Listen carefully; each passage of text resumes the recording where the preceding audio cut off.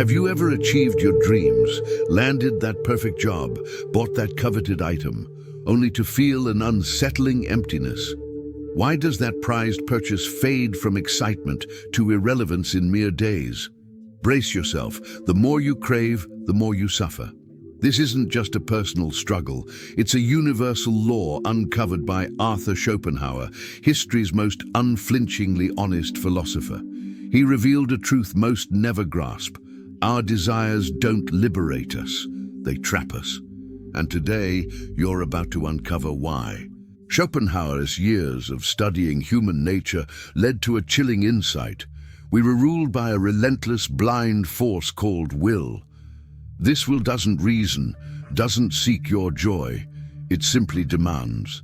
It craves food, pleasure, status, recognition, and never rests. Right now, it's driving you toward your next goal, your next win, unseen, unchosen, yet commanding your every move. Consider your mornings. Before you're fully awake, your mind buzzes with tasks, achievements, fixes. Peace eludes you because the will won't permit it. It conjures needs from thin air, transforms luxuries into must-haves, and convinces you to chase things you never knew you wanted. This is our human plight, and total escape is impossible. But understanding the game is within reach. The trap tightens when a desire is met. Take a new phone, weeks of research, price comparisons, daydreams about that stunning camera. You buy it, and the thrill lasts 2 days, a week. Then, it's just another forgotten gadget in your drawer. And worse, a better model has already appeared on the market. Now you want that one. The cycle starts over. This happens because our brain wasn't made to be satisfied. It was made to survive. And survival means always wanting more. Our ancestors, who were satisfied with what they had, didn't prosper. Those who always wanted more food, more security, more resources, they're the ones who pass their genes forward. You're a descendant of the unsatisfied. Restlessness is in your blood. But here's nature's cruel trick. Between the moment you desire something and the moment you get it, there's a period of suffering. You become anxious. Your mind doesn't rest. You think about it when you wake up during work before sleeping. The desire consumes your mental energy. You get irritated with any obstacle. You fight with people who delay your plans. You lose nights of sleep planning how you're going to get it. And all of this is suffering disguised as motivation. Schopenhauer called this the state of lack. You're not complete while you don't have that thing. And since there's always something you don't have, you're never complete, never at peace, always chasing something. And when you get it, instead of peace, you find only brief relief before the next desire appears. It's like being thirsty in the desert. You find water, drink it, feel relief.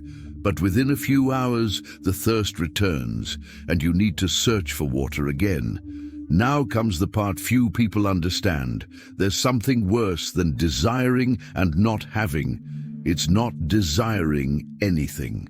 Schopenhauer realized that when we satisfy all our immediate desires, we fall into another type of suffering, boredom. Have you ever had a weekend with nothing to do? That horrible feeling of emptiness? That's it. Your brain needs a goal, a quest, something to chase. Without it, you feel lost. That's why so many rich and famous people are miserable.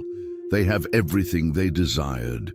Now they don't know what they want anymore. Boredom devours them. They try to create new artificial desires, buy things they don't need, seek extreme emotions, anything to escape that emptiness.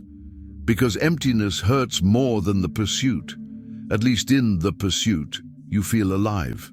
Like you have a purpose. In emptiness, you realize none of it had real meaning, so we're trapped between two sufferings, the suffering of desiring and not having, and the suffering of having everything and feeling it means nothing.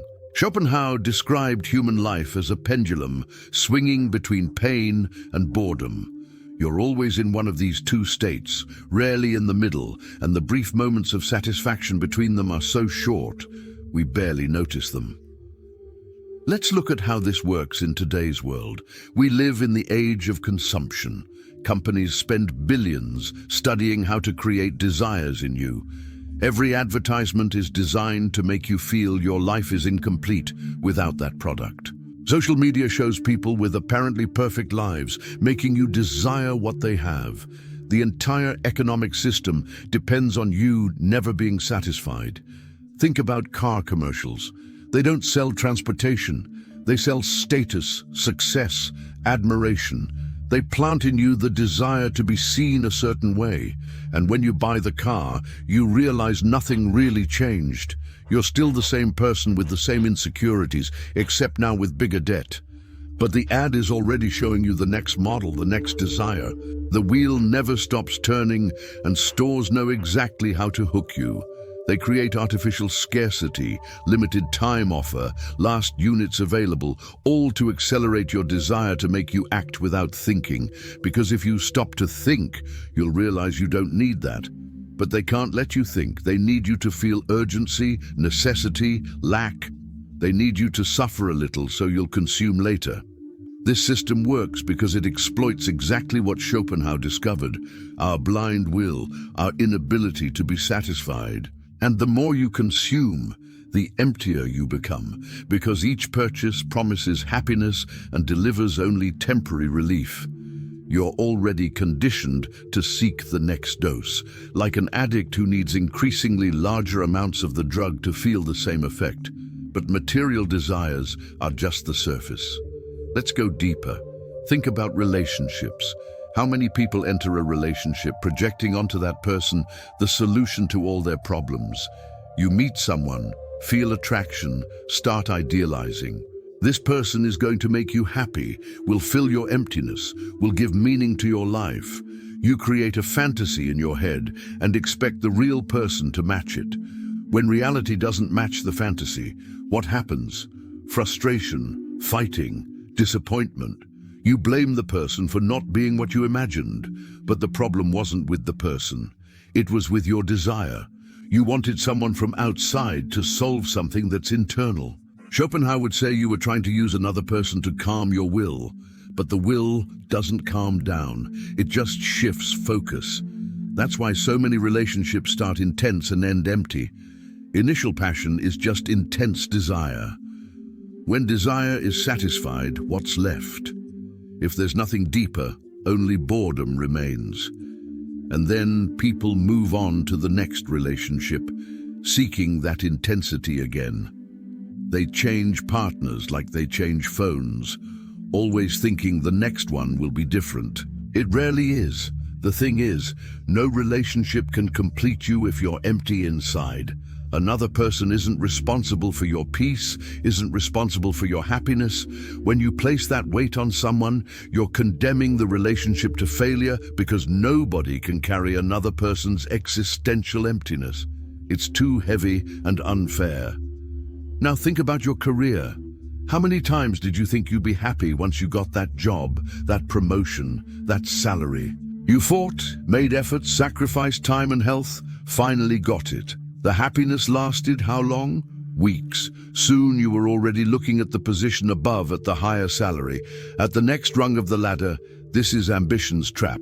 It never lets you enjoy the present. There's always a next goal. And society congratulates you for it. They call it determination, grit, the will to win. But Schopenhauer would see only a person running on a treadmill, always moving, never arriving anywhere, tired, stressed, but unable to stop because they've been conditioned to believe that stopping means failing. Professional success becomes another bottomless desire. You climb the hierarchy and realize the problems continue. They change form, but they continue. The boss is different now. The pressures are different, but no less. And that feeling of fulfillment you expected never truly arrives because it wasn't about the position. It was about you trying to prove something to yourself. And that proof is never enough. And there's another modern aggravator: social media. Schopenhauer didn't live to see Instagram, but he would describe perfectly the suffering it causes. You open your phone and see people traveling, buying, celebrating. You see perfect bodies, beautiful houses, lives apparently without problems, and you compare it to your real life full of flaws and difficulties. What do you feel? Envy, desire, inadequacy. Each post is a reminder of what you don't have. And you start desiring that life, that body, that trip, that perfect relationship, but it's all illusion. Nobody posts the bad moments. Nobody shows the fight they had before the happy photo. The perfect body full of filters and angles. The trip that generated huge debt.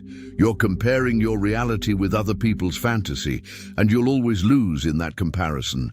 Social media turned comparison into addiction.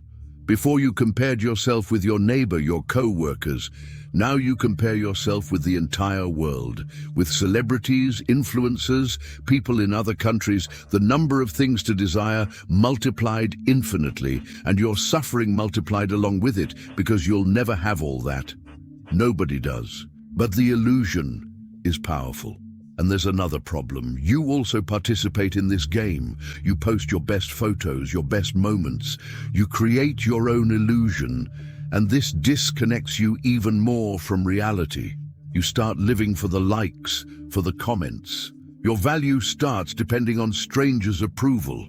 Each notification is a small dose of satisfaction. Each lack of notification is a small pain.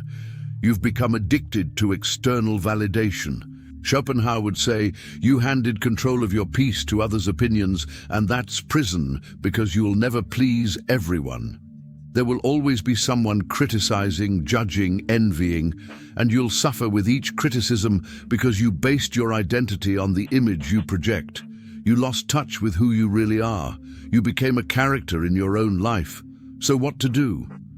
Schopenhauer wasn't optimistic, but he offered some exits. The first is to understand and accept this nature of will. You won't eliminate your desires, but you can stop being their slave. You can create distance between you and your impulses. When you feel a desire arise, observe it. Don't identify with it immediately. Ask whether that will really bring you something of value, or if it's just another empty cycle. The idea is to decrease the intensity of will in you. And how do you do that? By simplifying your life, reducing needs. Each thing you decide you don't need is a freedom conquered. Minimalism isn't about being poor. It's about consciously choosing what deserves your time, money, and energy. It's about leaving the rat race because you realize that even those who win are still rats. When you stop chasing 1,000 things, mental space remains, peace remains. You're no longer anxious about what you don't have. You're no longer comparing. You're just living with what you have. And you discover it's enough, that it always was enough.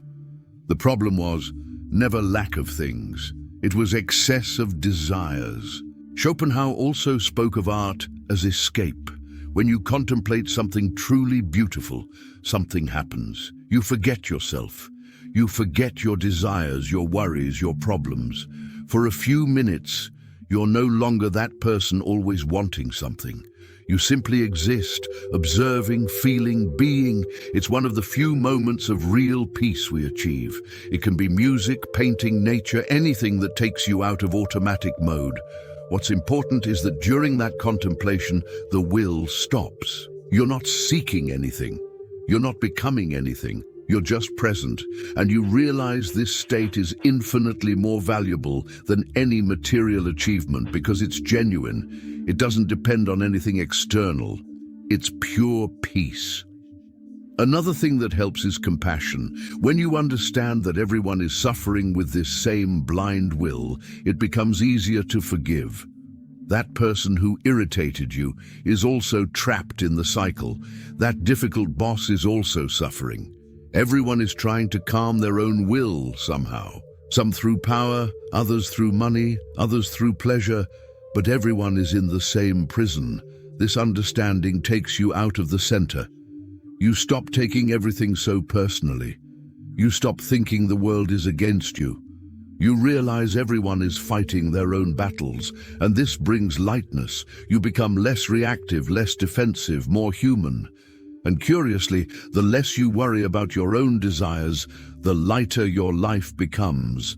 Modern minimalism took a lot of these ideas. People are realizing that accumulating things doesn't bring happiness. They're getting rid of objects, simplifying homes, reducing commitments, and they report more peace, less anxiety, more time for what matters. It's exactly what Schopenhauer suggested. Less will, less suffering, simple math. But careful, it's not about becoming a monk. It's not about denying all pleasures. It's about awareness, about choice. You can have desires, but you don't need to be defined by them. You can want things, but not depend on them to be happy. The difference is in attachment.